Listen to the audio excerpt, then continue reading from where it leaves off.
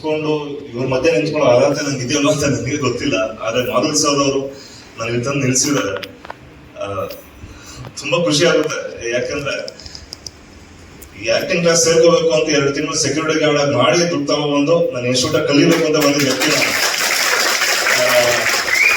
ಈಗ ವಿದ್ಯೆ ಕಲಿತ್ಮೇಲೆ ಅದೇ ಅಕಾಡೆಮಿಯಲ್ಲಿ ನಾನು ಒಂದು ಅತಿಥಿಯಾಗಿ ಗೆಸ್ಟ್ ನಿಲ್ಸಿದ್ರೆ ಅಂದ್ರೆ ನನ್ನ ಪುಣ್ಯ. ನಾನು ಎಲ್ಲರಿಗೂ ಅದನ್ನು ಹೇಳ್ತಾ ಇದ್ದೀನಿ, ನನ್ನ ಆಕ್ಟಿಂಗ್ ಸ್ಟೂಡೆಂಟ್ಸ್ಗೆ, ನಮ್ಮ ಬ್ರದರ್ಸ್ಗೆಲ್ಲ ಅವಕಾಶಗಳು ಸಿಗುತ್ತೆ ಅಂತ ಕಾಯ್ಕೊಂಡು ಕುತ್ಕೋಬಿಡಿ. ದಯವಿಟ್ಟು ವಾರ ಪೂರ್ತಿ ಏನಾದ್ರು ಕೆಲಸ ಮಾಡಿ, ಅದ್ರ ವೀಕೆಂಡ್ ಇಲ್ಲ ವೀಕ್ ಆಫ್ ಇರೋವಾಗ ಒಂದು ಫೋನ್ ಒಂದು ಕ್ಯಾಮ್ರಾನ ತಗೊಂಡು ಶೂಟ್ ಮಾಡ್ಕೊಳ್ಳಿ. ಅದೇ ನಾವೇ ಹೀರೋ. ಆರಾಮಾಗಿ ಯೂಟ್ಯೂಬ್ ಮಾಡ್ಕೊಂಡು ಸತ್ಯ. ಸುಮಾರು ಮೂವೀಸಲ್ಲಿ ಆಕ್ಟಿಂಗ್ ಕ್ಲಾಸ್ ಬರೋಕ್ಕೂ ಮುಂಚೆ ಹುಲ್ಲುಗಡ್ಡ ಬಿಟ್ಕೊಂಡು ಗ್ಯಾಂಗ್ ಫೈಟರ್ ಕೆಲಸ ಮಾಡ್ತಿದ್ದೆ. ಜೂನಿಯರ್ ಆರ್ಟಿಸ್ಟ್ ಆಗಿ ಗ್ಯಾಂಗ್ ಫೈಟರ್ ಕೆಲಸ ಮಾಡ್ತಿದ್ದೆ. ಕಾಣಿಸ್ಕೊಂಡ್ರೆ ಸಾಕಪ್ಪ ಅನ್ನೋ ಹುಚ್ಚಿತ್ತು ನನಗೆ.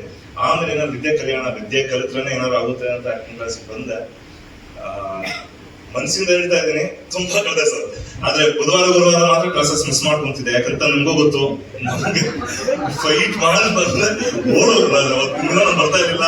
ಥ್ಯಾಂಕ್ಸ್ ಅಂದ್ರೆ ನಾವು ಅದಕ್ಕೂ ದೂರ. ಆದ್ರೆ ನನ್ ಖುಷಿ ಯಾವಾಗ ಆಗ್ತಾ ಇತ್ತಂದ್ರೆ ವಾಲ್ಟರ್ಸ್ ಅವರು, ನಮ್ಮ Ramakrishna sir drama acting class ಅಂದ್ರೆ ಸಾಕು ನಿಮ್ದೇ ಕುತ್ಕೊಂಡು ಕಲಿತಿದ್ದೆ.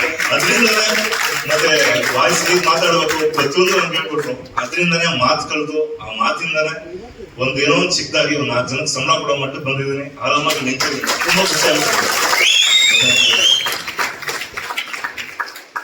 ಧನ್ಯವಾದಗಳು ಮಂಜೇಶ್ ಕುಮಾರ್.